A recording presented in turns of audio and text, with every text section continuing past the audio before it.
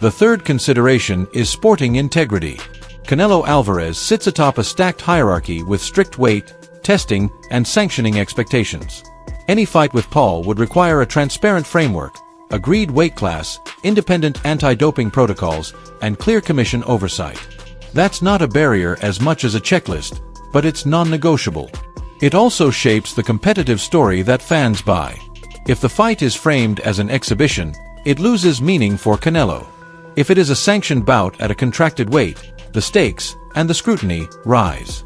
The phrase, Super Fight 2026, only works if the sporting context matches the spectacle. As the longer-term possibility simmers, the immediate task remains finding a December opponent who can anchor a Netflix card and deliver a Jake Paul next fight headline that satisfies both curiosity and competition. Training camps require 8 to 10 weeks for a full cycle at this level, including sparring, conditioning, and game plans. Putting a contract in place by mid-fall positions December 12 or 19 as viable targets. That timeline also influences the shortlist. Opponents who have stayed active or on standby are more realistic than those returning from injury or in the middle of negotiations elsewhere. Venue selection follows quickly after the opponent is locked, with commission clearances and broadcast logistics on a tight parallel track. Names will continue to float. A Tommy Fury rematch sells itself because the first fight still fuels debate. An MMA crossover with a known striker creates curiosity, but sells best if the athlete has recent ring activity. A traditional boxer with top 15 credentials gives Paul the credibility boost that feeds the Canelo conversation. Every path has trade-offs. Brand value argues for spectacle. Career building argues for risk. The choice tells us what kind of 2026 Jake Paul envisions. One chasing the biggest possible stage with Canelo Álvarez, or one pushing toward rankings and belts. It's also worth addressing the broader ecosystem. Boxing is in a Saudi-led mega-fight era, with Turki Alashika's office assembling undisputed title bouts and cross-division attractions at a pace the sport hasn't seen in years. Aligning with that momentum is a clear advantage for any fighter seeking scale. At the same time, Netflix wants event properties that feel distinctive to its audience, with social storytelling and behind-the-scenes content that amplifies reach. A Jake Paul headliner checks both boxes if the card includes a strong co-main and a production package built for short-form and long-form content. That's how you maximize Netflix Boxing Live, Jake Paul livestream, and Boxing Schedule December 2025 search interest. For Canelo Álvarez, the conversation is more traditional. Health comes first. The reported elbow surgery and the fallout from his loss to Terence Crawford recalibrate goals and opponents. He has navigated weight classes and fought a who's who across multiple eras.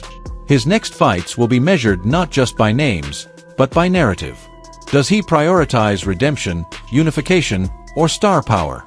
A Jake Paul fight sits in a unique category.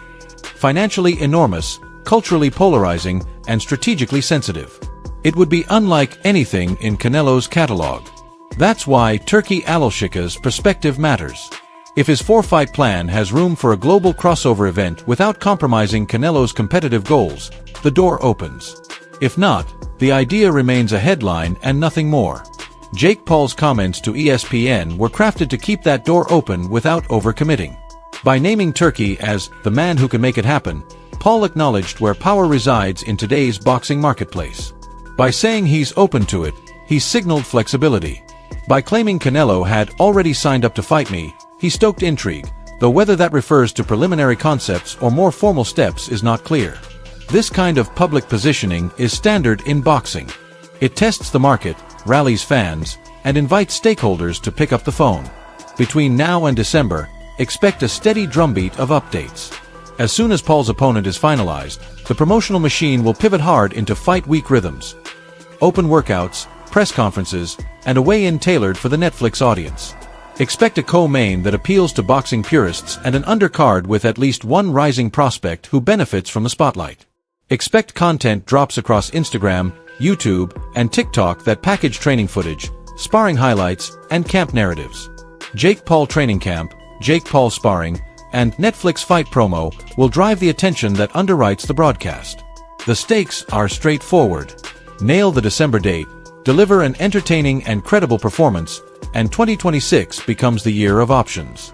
The Canelo Álvarez conversation stays alive if Paul keeps winning and if the business case matures under Turki Alashika's umbrella. Miss the December window or underperform, and the conversation shifts to rebuilding. High-visibility careers live on results and relevance. Paul knows that as well as anyone. The cancellation of Jake Paul vs. Gervonta Davis created a vacuum. Filling it well is the next test. For fans tracking the legal situation around Davis, remember that lawsuits and allegations follow their own timelines and outcomes. The November 14th cancellation is a fact. Anything beyond that moves through courts and statements, not fight posters.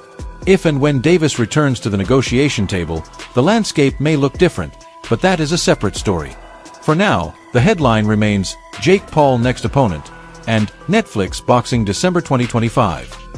Pulling back, the industry is watching because this moment sits at the intersection of three trends: the rise of streaming platforms as live sports broadcasters, the consolidation of megafights under Saudi leadership, and the ongoing transformation of boxing's star economy.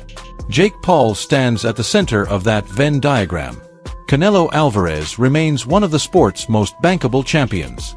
Turki Alashik is the producer who can marshal resources to make outsized ideas real. Put them in a room, and the outlines of a 2026 superfight start to take shape. Until then, eyes are on December. As soon as the opponent is named and the date is stamped, December 12th or December 19th, the path is set. Training camp intensifies. Netflix locks in the broadcast plan. The market reacts. If you follow boxing news, set alerts for Jake Paul opponent announcement, Jake Paul Netflix card, and Canelo Álvarez update.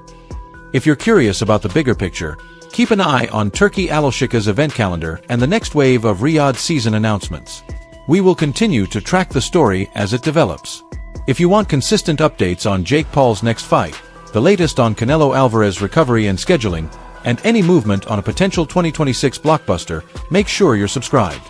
Drop your thoughts in the comments.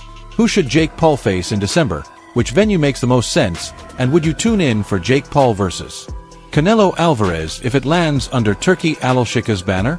Hit like if this breakdown helped, and keep it here for verified news, matchup analysis, and fight week coverage as the pieces fall into place.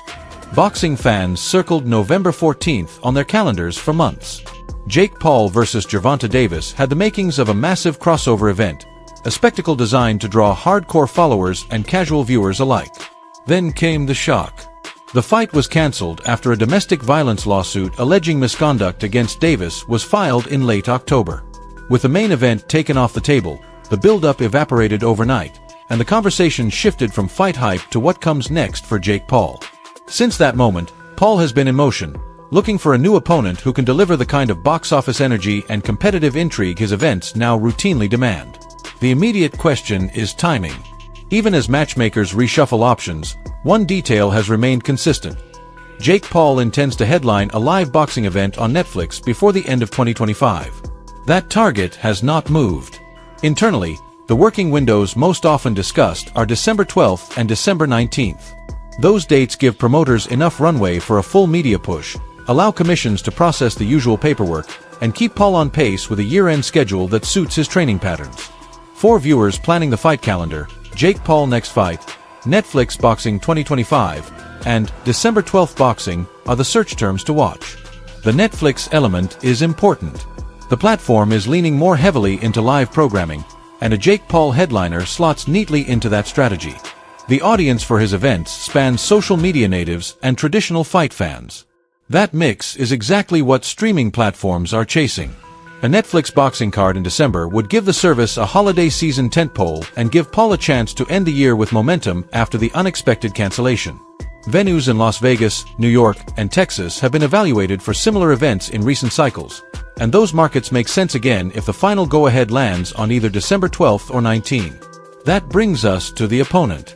In the aftermath of the Davis cancellation, Paul's camp canvassed the market. The criteria are clear. The replacement has to be credible, marketable, and available on short notice. Boxing insiders immediately floated names across the spectrum.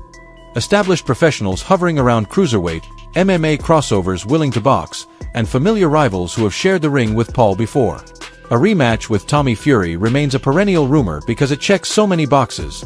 name value, narrative, and competitive frame of reference. Nate Diaz is another evergreen headline. There are also whispers about traditional contenders who view a Paul bout as both a payday and a platform, though the calculus on risk versus reward is more complicated for career boxers aiming at titles.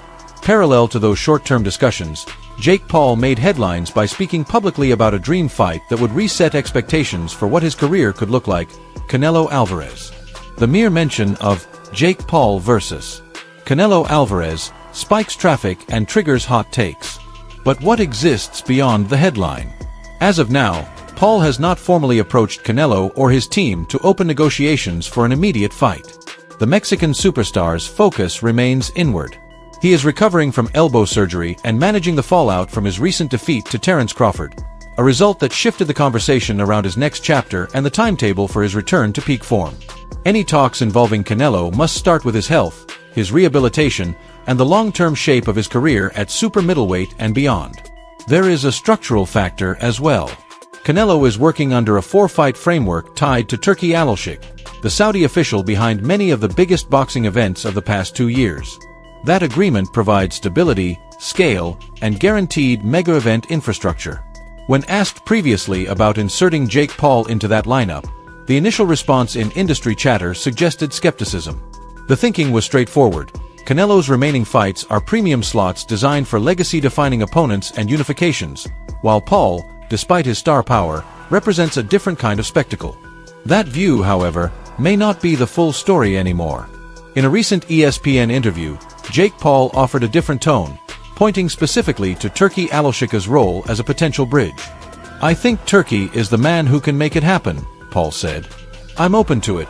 Turki has expressed some interest in it, and obviously, Canelo had already signed up to fight me, so I think all that is left to do is to make it happen." The emphasis here is on possibility. If Turki is indeed open to the concept, that would mark a meaningful shift and could open the door to exploratory talks that simply weren't viable before. With Saudi Arabia anchoring many of the sport's biggest nights, the platform exists to stage a fight of that magnitude, if all parties see strategic value. What would it take to get there? Timing is the first barrier. Canelo's